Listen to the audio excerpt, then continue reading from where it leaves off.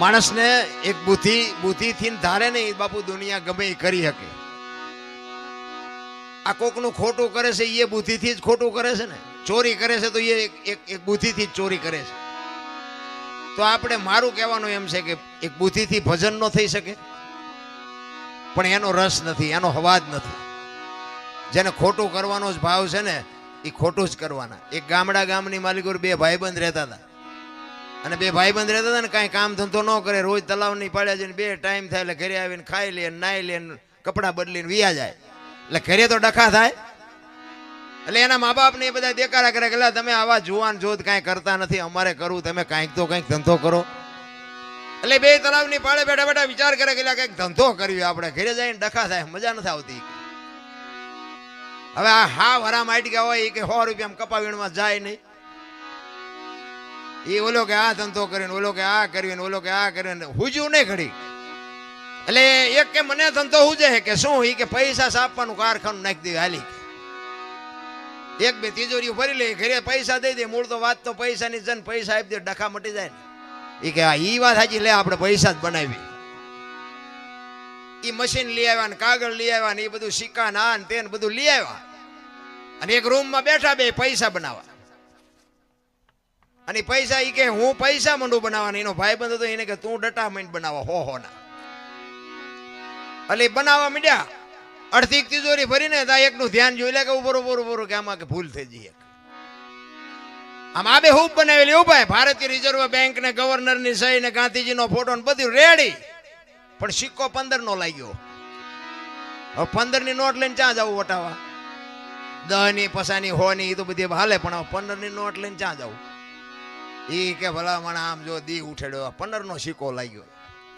એ કે ગામડામાં જમાય, ગામડામાં કે નાની નાની દુકાન હોય ને કોઈક ડોહા બાપા બેઠા હોય, કોઈક ડોશમાં બેઠા હોય, એમને ન ખબર પડે, એમાં હાલે. નાનું એવું ગામ હતું ને, ઝાપામાં એક બાપા દુકાન લઈને બેઠેલા, નાની એવી ચોકલેટ ને પીપરમેન્ટ ને એવું વેચે. અહીંયા આવ્યા બે. એ કે બાપા એક 15 ના છૂટા આપશો? કે હા લાવો ને બાપા આપું. 15 ની નોટ કાઢીને બાપા સકરી ખાઈ ગયા. એટલે 15 ની નોટ ક્યાં, અમારા છોકરા કે રોજ થાન જાય, કોઈ બોલ્યું નહીં. ચારે કે બહાર પડી. એ કે 15 માં થોડું એમ જૂઠું બોલતા શું, દેવો હોય તો દેવો, ન દેવો તો કઈ નહીં. હમણાં બહાર પડી કે તમને ખબર નથી. એટલે બાપાએ વિચાર કરીને કે આપું ખરો, પણ કે 14 આપું, 15 નો આપું. ઓલા એમ કે આને 8 આના નથી આવે એવું, કે 14 લઈ લેવાય ને. એ કે સારું, 1 રૂપિયામાં તમારો જીવ બગડ્યો ને, કે લઈ લ્યો, લાવો 14. એટલે બાપાએ ટેબલનું એટલું ખાનું ખોલીને હાથની બે આપી.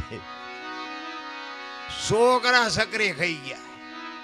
એ કે બાપા કે હા, કે હાથની ચારે બહાર પડી. કે મેં તારી પેલા કારખાનું નાખ્યું, તારે 15 ની ભૂલ થઈ, મારે હાથની થઈ, જયારે જોઈ તારે આવજે. હવે આ બુદ્ધિના ગાળિયા ન કહેવાય તે બીજું શું કહેવાય? રામ કાંઈ કરવું જ નથી.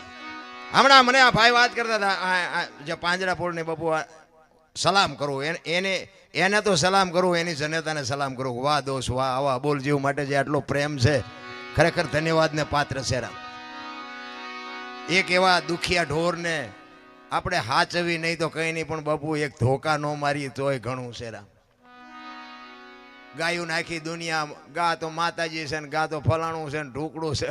હવે ગાયું બિચારી કાગળિયા વીણે છે ને, ભગવાન ખાતા નથી, અહીંયા કાજુ બદામના હિંડોળા કરે.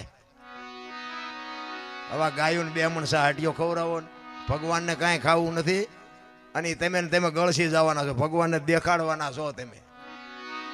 પાછા કે ગામાં તો 33 કરોડ દેવું હોય ને, પૂંછડું હોય ને, ઢૂકડું હોય ને, પછી આને 10 કિલો હાટીઓ જ દો. એ બિચારીઓ કાગળિયા ખાઈને જીવે.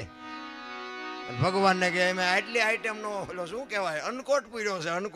અનકોટ પૂર્યો છે અમને ખબર છે, તમારે ગળસવાનો છે.